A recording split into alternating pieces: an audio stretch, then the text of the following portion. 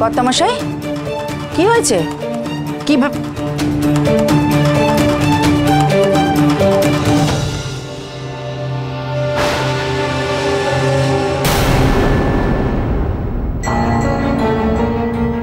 কর্তামশাই এসব কি দেখছি? কথা মা ব্যবসা করবে মানে? কি অগ্নি দাদু ভাইয়ের আবার? হ্যাঁ কি হলো? এই দেখো কর্তামশাই, আজ তুমি আমায় আটকাবে না রেনু। শান্ত হও। আজ আটকাবে না, আজ এই বাড়িতে যা খুশি হয়ে যাক। কর্তামশাই আমার কথা শোনো। কর্তামশাই ঠান্ডা হোক। হে মহানন্দী, আবার নিশ্চয়ই একটা বড় সড়ো কিছু ঘটতে চলেছে এ বাড়িতে। তুমি দেখো মা গো, তুমি রক্ষে করো মা, রক্ষে করো মা, রক্ষে।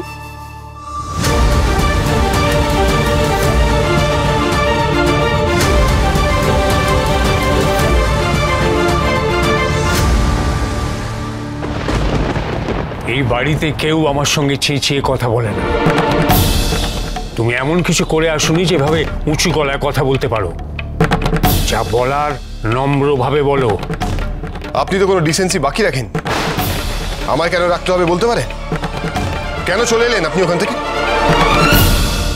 তুমি কি আমার কাছে কৈফিয়ত চাইছো? শোনো ছোকরা, আমি কোনোদিন কাউকে কৈফিয়ত দিই না। আমি নিজের শর্তে বাঁচি। এবং বাকিদেরকেও বাধ্য করেন আপনার শর্তে বাঁচতে, তাই তো? আচ্ছা মশাই, আমার কথাটা একটু শুনুন। আজকে এসব কথা বলার দরকার নেই। দেখুন, আমার সত্যিই উচিত হয়নি স্টেলা সেজে মৃত্তিকা উৎসবে গিয়ে। Please stay out of this কথা। আজ তুই এর মধ্যে ঢুকবি না। আচ্ছা মশাই, আমার কথাটা একবার শুনুন। এসব নিয়ে আজকে আর কথা বলার দরকার নেই, ছেড়ে দিন না। মৃত্তিকা উৎসবে যোগ মানে? সেখানেই তো কর্তামশাই গিয়েছিলেন বিচারক হিসেবে। হে মহানন্দী, এ কি হলো? কথা মা এটা কি করলো? এখন আমি কি করে সবকিছু সামাল দেব? বাহ, নাটক তো একেবারে জমে গেছে। এবার শুধু চিত্রা গুহ দাঁড়িয়ে দাঁড়িয়ে মজা দেখে যাও, আর মজা নাও। আচ্ছা মশাই, আমি জানি আমি ওনাকে কতটা আঘাত দিয়েছি। তোর এই কথাটাতেই আমার আপত্তি আছে। তুই একটা কম্পিটিশনে পার্টিসিপেট করেছিস, তাতে আঘাত পাওয়ার কি হয়েছে? ও, আজকাল আমায় আঘাত পেতে গেলেও তোমার পারমিশন নিতে হবে। শুনছো রেনু? পারমিশন নয়, পারমিশনের কথা আমি বলিনি। আমি শুধু এইটুকু জানতে চাই যে কথা কি এমন ভুল করেছে বলুন তো। আপনি কি জানেন কেন ওকে স্টেলা সেজে কম্পিটিশনে পার্টিসিপেট করতে হয়েছিল? জানেন কি আপনি? জানেন না? বলতে দাও তোর কথা। থাম তুই, থাম। বলতে দাও আমাকে।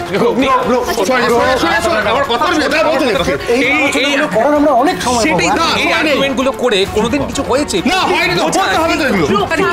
ছেড়ে না, কথা আজ নয় তো কখনোই নয়। না না ব্রো, আজকের দিন না না না, এরা অফিসে যাও। ঈশ্বর, এ আবার কি শুরু হলো? এই বাড়িতে কেউ ওনাকে বলবেন না। উনি দিনের পর দিন ভুল করে যাবে, আর সেই ভুলটা কেউ শুধরাবে না। আয় এদিকে।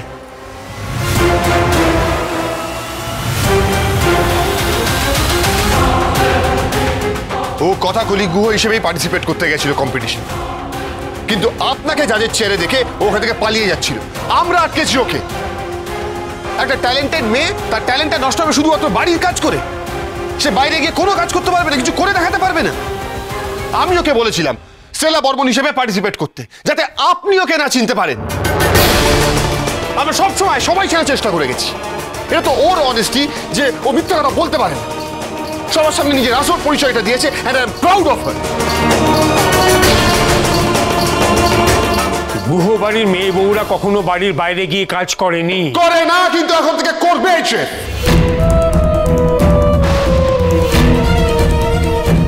এবং সেই জার্নিটা এই কম্পিটিশন জেতা থেকে শুরু হয়ে গেছে। কথা গুহবাড়ির সেই প্রথম মেয়ে হবে যে বাইরে গিয়ে কাজ করবে, এবং আপনি ওকে আটকাতে পারবেন না, ঠিক আমার মাকে যেরকম ভাবে আটকেছিলেন। আমার মায়েরও তো ইচ্ছে ছিল রেস্টুরেন্ট করবে, করতে দিয়েছেন আপনি? দেননি, মায়ের প্ল্যানটুকু আপনি শোনেননি কোনোদিন। পিপি পিপি এত ভালো গান গায়, বাড়িতে তো একটা গানের স্কুল করতে পারতো, কিন্তু সেই গানের স্কুল করার ইচ্ছে ছিল কি ছিল না সেটাও আমরা জানি না, কারণ আমরা কোনোদিন জানার চেষ্টাই করি।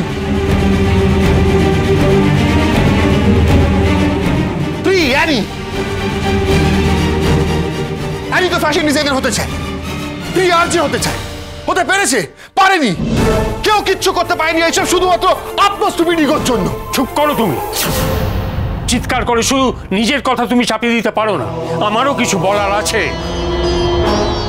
এই গুহবাড়ির ইতিহাসে মা আনন্দীর কৃপায় মেয়ে বউদের কখনো বাইরে গিয়ে কাজ করতে হয়নি, এটা আমাদের সৌভাগ্য।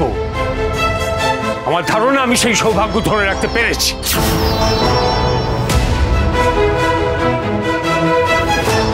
কথা কি হয়েছে? কাঁদছিস কেন? কাঁদিস না, কাঁদার তো কিছু হয়নি। কাঁদবে না? এটাই তো উনি চান, এটাই তো ওনার স্ট্র্যাটেজি। ইমোশনালি ব্ল্যাকমেল করা, গিল্ট ফিল করা, যাতে এই অশান্তি এড়াতে বাড়ির কেউ বাইরে গিয়ে কাজ না করে, নিজের ট্যালেন্ট এই বাড়িতেই লুকিয়ে রাখে। কি তাই তো শেফ? লুকিয়ে রাখার কথা আমি বলিনি, আমি শুধু বলছি যে বাইরে না গিয়ে বাড়ির সবার সামনে সে প্রতিবার প্রকাশ হলে ক্ষতিটা কি? তুই বাইরে যেতে পারবে না কেন?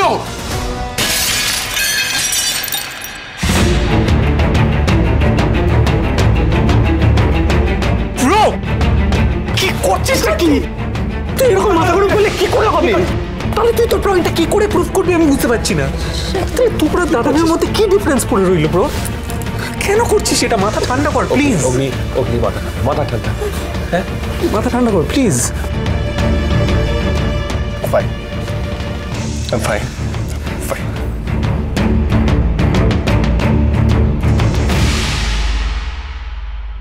100 বছর পুরনো এই ধারণাগুলো এবার পাল্টা নেই। আপনাদের ছোটবেলায় টাকা যে ভ্যালু ছিল সেই ভ্যালু আজ আর নেই, এটা তো আমরা অ্যাকসেপ্ট করেছি। তাহলে আপনি কেন অ্যাকসেপ্ট করতে পারছেন?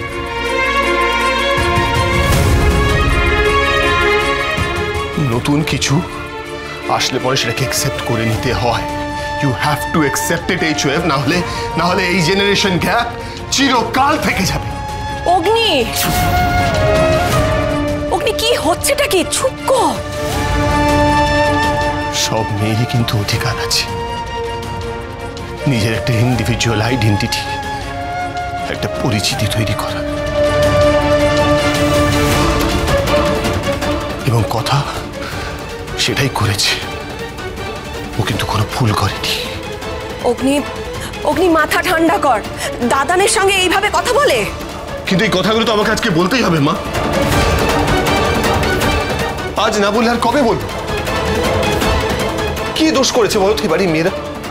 কথা, জুনি, অ্যানি, প্রিয়া, এরা কি দোষ করেছে?